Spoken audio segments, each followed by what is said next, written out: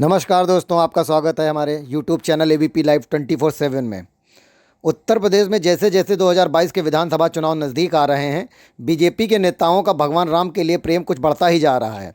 ऐसा ही कुछ उत्तर प्रदेश के उप मुख्यमंत्री दिनेश शर्मा के साथ देखने को मिला, जब वो एक मुस्लिम बाहुल इलाके में आयोजित एक यज्ञ को देखने के लिए पहुँचे। वीडियो में देखिए उन्होंने क्या कहा, इसके बाद हम आपको बताएंगे यह यज्ञ कहाँ, क्यों और किस लिए किया गया।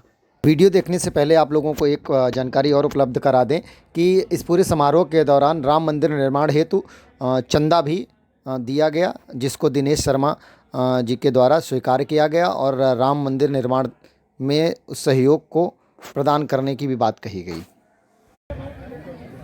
महाराज श्री मंच पर आसीन सभी सम्मानित संतजन, माननीय विधायक जी, मरेव क्षेत्र के अध्यक्ष महोदय और सभी वरिष्ठ भारतीय जनता पार्टी के कार्यकर्ता बंधुओं, अन्य समाज के अन्य क्षेत्रों से आए हुए सभी सम्मानित बंधुओं, मैं क्योंकि नाम बहुत सारे हैं, सबको मैं जानता हूं, तो कोई नाम अगर छूट गया तो ये सब लोग यही कहेंगे कि आपने मेरा नाम नहीं लिया। लेकिन इस क्षेत्र से मैं काफी करीब से परिचित हूं और लगभग सभी लोगों को नाम से जानता हूं। पूज्य महाराज श्री ने के आश्रम से मुझे पता चला कि राज राजेश्वरी मन महा त्रिपुर सुंदरी महायज्ञ का आयोजन यहाँ पर किया जा रहा है और मुझे यहाँ पर आना है। ये मेरे सौभाग्य का विषय है कि धर्म और कर्म से युक्त जो स्थान होता है वो अपने आप में आनंद देने वाला होता है। हम दिन भर सांसारिक सुखों का भोग करते हैं और ईश्वर के स्मरण से बचते हैं, जबकि वास्तविकता यह है कि सांसारिक भोगों का जो हम आनंद लेते हैं उसका मुख्य स्रोत है ईश्वर की वंदना। हम ईश्वर का आराधन किस प्रकार से करते हैं? हम मंत्र पढ़कर करते हैं, हम पूजा करके करते हैं, हम प्रार्थना करके करते हैं, हम भजन करके करते हैं, हम तपस्या करके करते हैं, या हम यज्ञ करते हैं। इसके अलग अलग प्रकार हो सकते हैं, लेकिन एक निश्चित रूप में यज्ञ का एक अपना अलग स्थान है और यज्ञ की जो आहुति होती है वो पर्यावरण का भी संतुलन स्थापित करती है और एक एक आहुति जब ईश्वर का स्मरण करके हम करते हैं तो आसुरी प्रवृत्तियों का नाश होता है।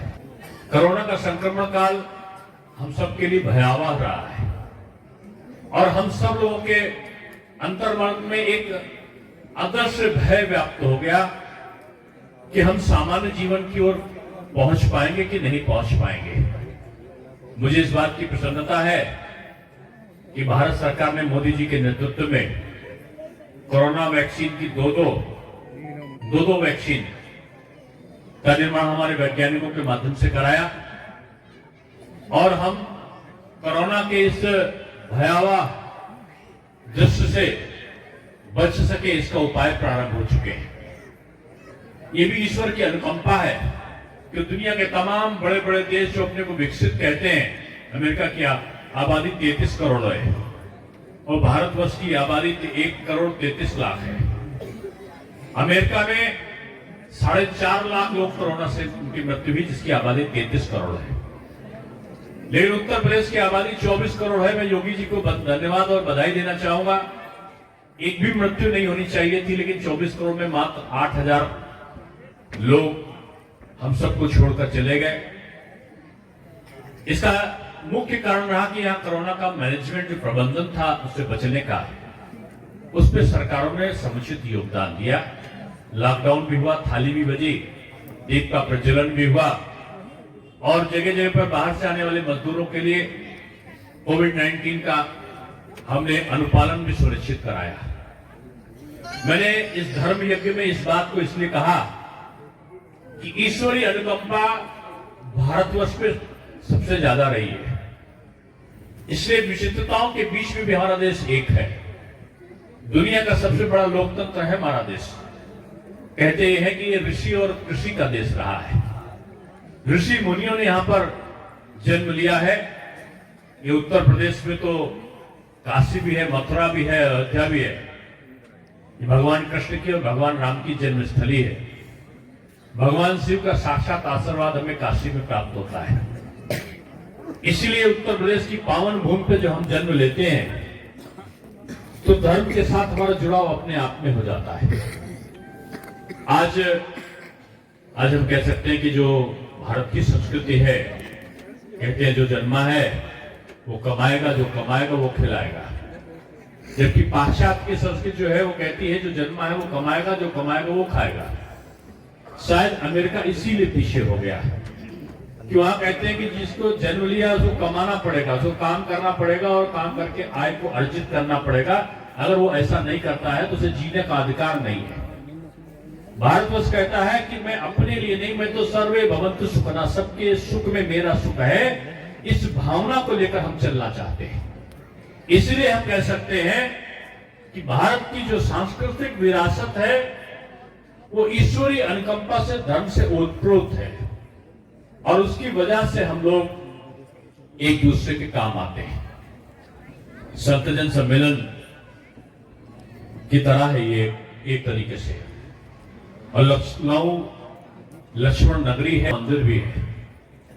कहते तो ये हैं कि जब माता सीता को वनवास में छोड़ने के लिए वीरवर लक्ष्मण बजरंगबली श्री हनुमान के साथ जाते हैं तो वीरवर जो लक्ष्मण है वो जहां पर लक्ष्मण टीला है हुसैनाबाद इंटर कॉलेज के पास में, वहां पर उन्होंने विश्राम किया था।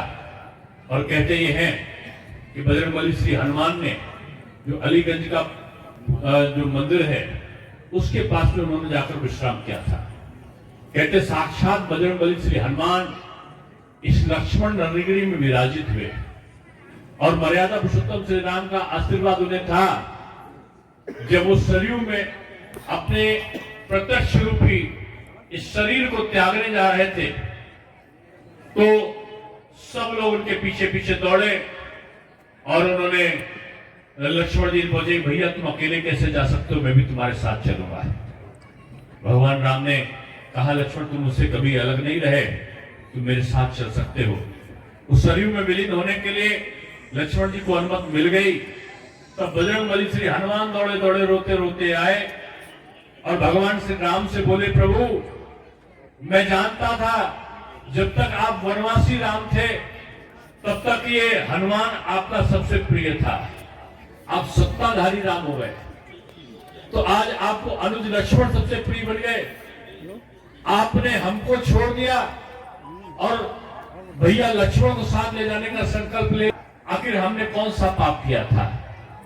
जब हनुमान जी रोते बिलखते ये बात कह रहे थे तो मर्यादा पुरुषोत्तम राम उनसे बोले, कह रहे पगले हनुमान तू साक्षात मेरा प्रतिरूप है और तुम्ही ने तो कहा था कि जब आपने छाती को फाड़ा था बजरंगबली हनुमान तो आपकी छाती के अंदर मैं, लक्ष्मण और सीता सारे लोग विराजमान दिखाई पड़े थे।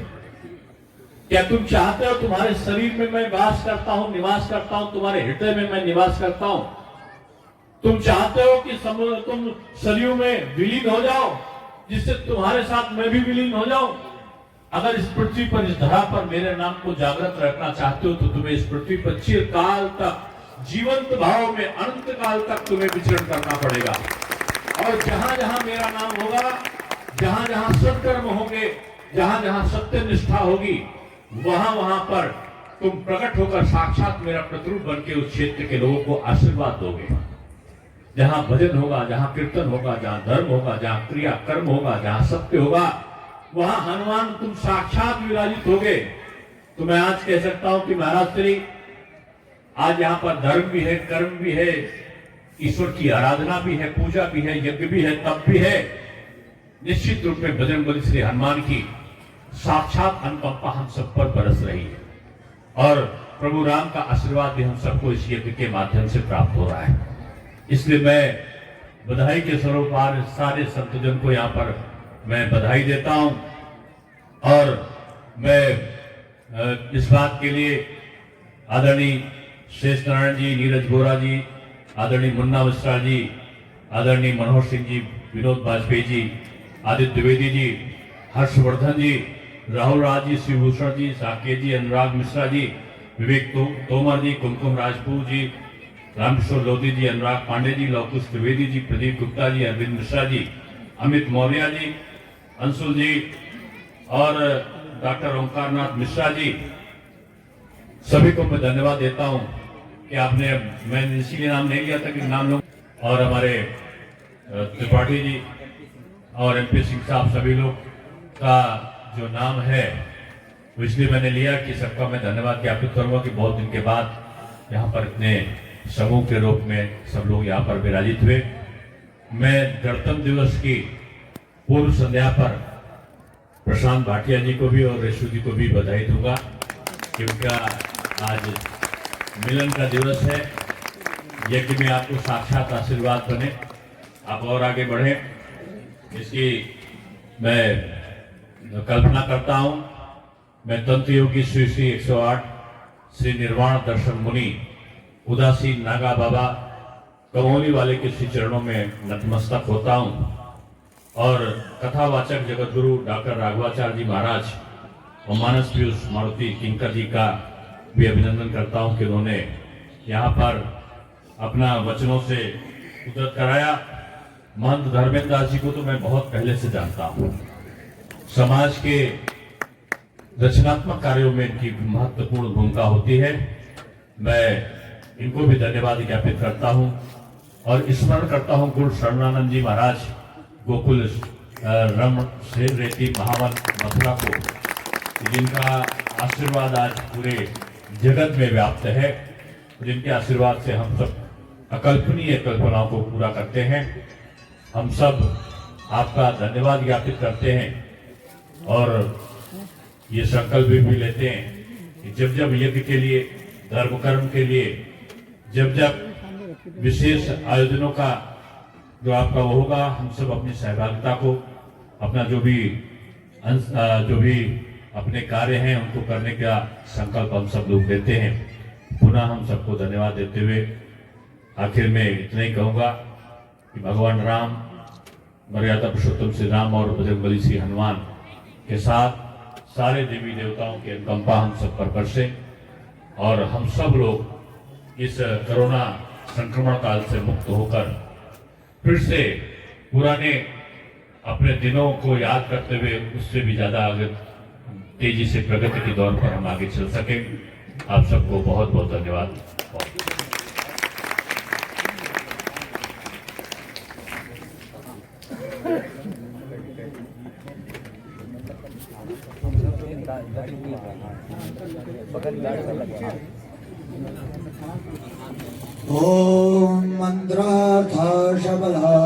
दोस्तों, दरअसल ये अवसर था लखनऊ के मुस्लिम बाहुल इलाके खदरा में आयोजित राज राजेश्वरी त्रिपुर महासुंदरी यज्ञ का।